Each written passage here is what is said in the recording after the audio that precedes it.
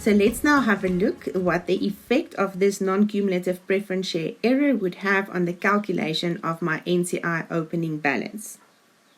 The client treated the non-cumulative preference share as cumulative, so the 120,000 Rand was attributed to the NCI preference shares at 15%. This should not have happened, so the NCI opening balance should therefore decrease as a result of the correction of this error. What should have happened is that the 120,000 should have been attributed to NCI ordinary shares as part of the normal retained earnings since acquisition to opening balance date. This portion that should have been attributed to NCI at 35% should then be added to the NCI opening balance. After all these corrections have been adjusted for, the correct opening NCI balance amounts to 1,618,500.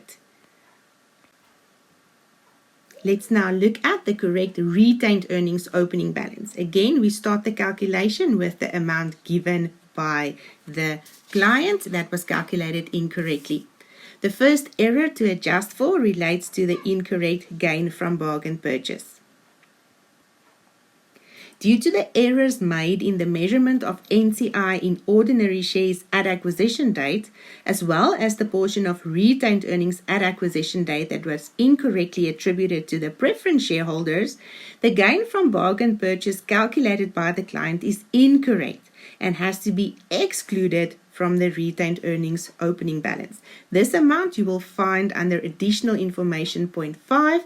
You will see the journal that was processed where the 145 was added to the opening balance retained earnings. The correct net goodwill or gain from bargain purchase has to be calculated, and if it is a net gain, be included in the opening retained earnings balance. We will now look at calculation 6 for the correct calculation of the net gain from bargain purchase. On the ordinary shares, there was a goodwill that originated at acquisition date. This is calculated as follows. The ordinary shares of 2.5 million plus the retained earnings as given in the question.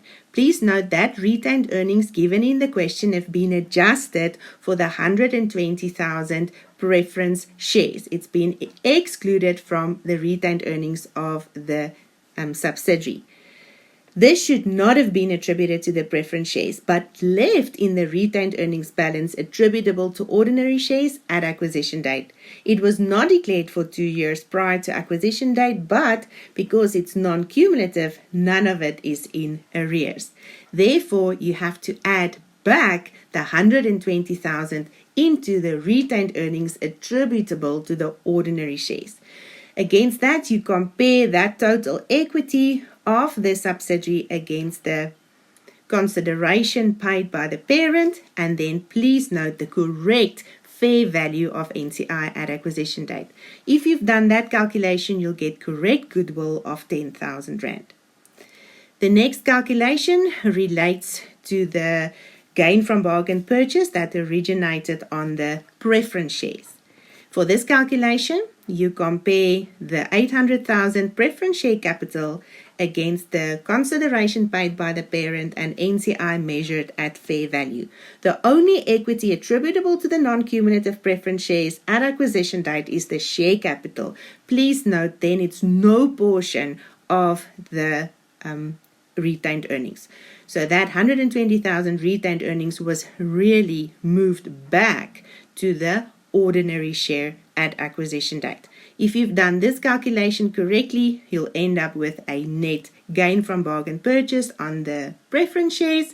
The two amounts netted off gives you a net gain from bargain purchase of 15,000. This amount should now be added to the opening retained earnings balance.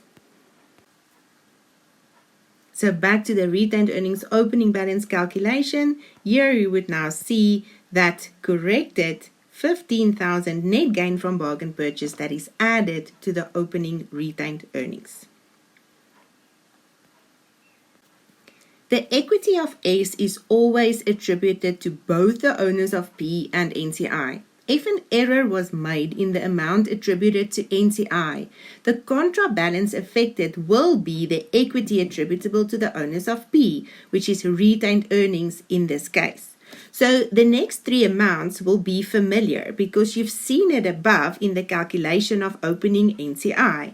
It was the interest adjustment, the since to opening balance errors made with regards to the non-cumulative preference shares. But what you will note is the amounts are exactly the same in the calculation of retained earnings. The only difference is the sign is in the opposite direction. So the principle here is all the hard work was done to get the opening NCI balance sorted out.